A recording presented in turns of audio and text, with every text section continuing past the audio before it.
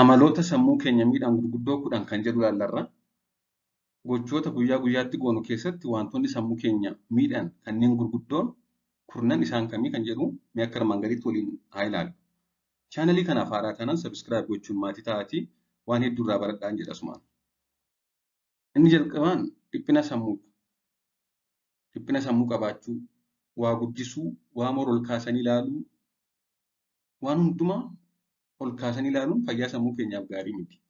Wantoota sammuu keenya dhiphisan baay'een yoo jiraatan turtii yeroo dheeraa booda carraa dhibee sammuu nutti fiduunsaa kan hin oolledha. Kanaaf waan hundumaa dhiphachuun ol kaasanii ilaaluun gaarii miti jechuudha. Lammaffaan immoo marsaa hawaasummaa yookaan intarneetii, sooshaal miidiyaa adda addaa humnaa ol ilaalu.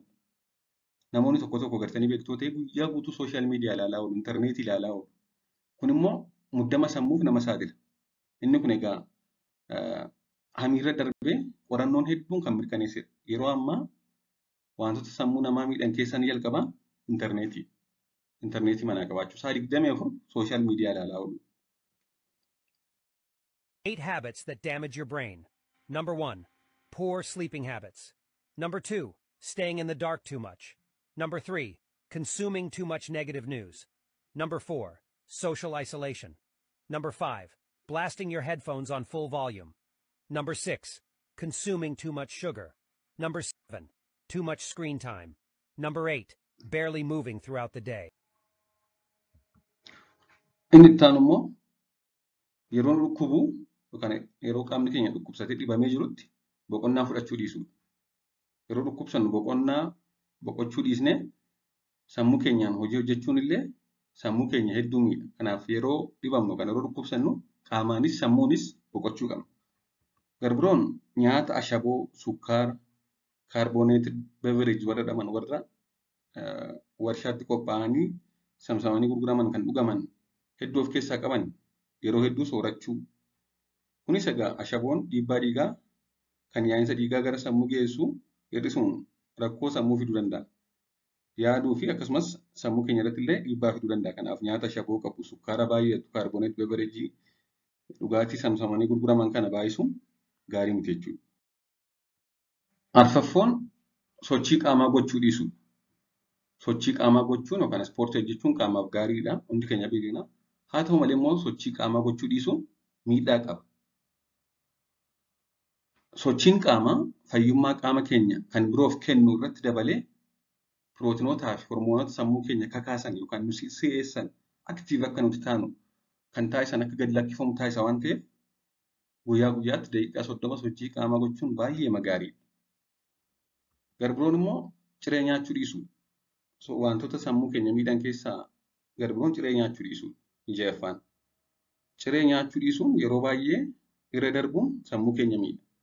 Akka riisarchii hedduun jedhanitti yookaan qorannoon hedduun agarsiisanitti namni kamuu barataas dabalatee jechuudha. Ganama ciree nyaatee yoo manaa ba'e dandeettiin waa qabachuu fi si'aawuusaa waa hubachuu, xiinxaluu, yaaduu fi yaadachuusaa kanneen kaanirra kanneen nyaatiin ba'anirra ol kaa'adha jedha. Kanaaf ciree nyaachuu dhiisuun wantoota sammuu keenya miidhan keessaa ja'affaan. Habits that damage your brain. 1. Skipping breakfast. Not eating in the morning can reduce glucose availability, affecting brain function and concentration throughout the day. 2. Listening to loud music with earbuds. Constant exposure to loud sounds can lead to hearing loss, which has been linked to cognitive decline over time. 3. Lack of exposure to natural light. Spending most of your time indoors can disrupt circadian rhythms and affect sleep, which is essential for brain health. 4. Multitasking frequently. Constantly switching between tasks can reduce focus and efficiency, causing mental fatigue and impairing memory and learning. 5. Consuming too much sugar.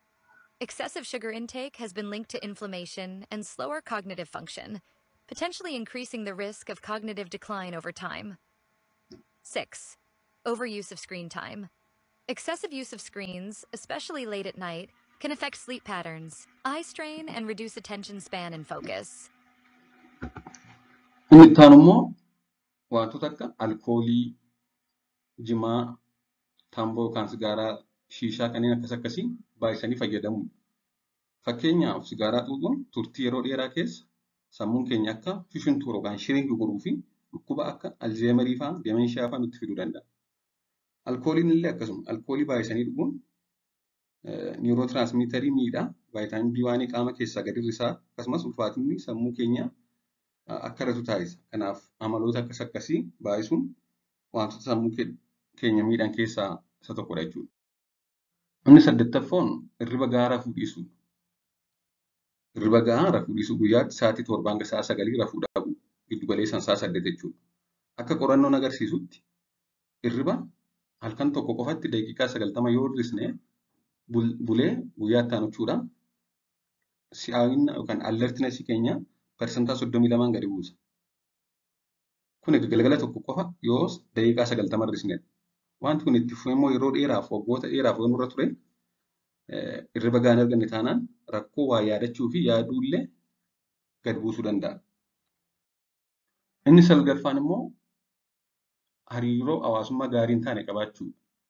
Hariiroo hawaasummaa fayya dhabeessa ta'e yookaan summaa ta'e keessa jiraachuu. Kana yeroo jennu fakkeenyaaf gaa'ela jeeqamaa, gaa'ela mataa dhukkubbii ciqicciqiin itti baay'ate keessa jiraachuu. Akkasumas immoo hiriyaa yeroo hedduu negatiivii ta'e hiriyaa yeroo hedduu dadhabina keenya nutti himu. Nama yeroo hedduu akka nuti namaa gadi taane akka nuti dadhabaa taane akka nuti hin bareenne always namoota negatiivii ta'e nutti taasisan wajjin ooluu bakki hojii hin mijanne hojjechuu isaan kun egaa turtii keessa sammuu keenya miidhaa deemu. Kanaaf hariiroo hawaasummaa fayya dhabeessa yookaan summaa keessa jiraachuun wantoota sammuu namaa miidhan keessaa isa tokkodha jechuudha. Inni 10ffaan immoo iirfoonii yookaan wanta ittiin sagalee dhaggeeffannu gurra keenyatti sagalee isaa guddisnee yeroo dheeraaf dhaggeeffachuudha. Iirfoonii sagalee guddaan sa'a dheeraa fayyadamuu. Iirfoonii qofa osoo hin taane egaa wanti hunduu seeraan itti fayyadamuu baannaan rakkoo hedduuf nama saaxila. Iirfooniinis akkasuma jechuudha. Iirfoonii itti fayyadamni isaa baay'ee salphaa waan ta'eef bakka barbaanne fudhannee deemnee itti fayyadamuu waan dandeenyuuf namoonni hedduun yeroo ammaa araada iirfooniitiin kan qabamanii jiran jiru. Araadni kun immoo miidhaa hedduuf nama saaxiluu danda'a.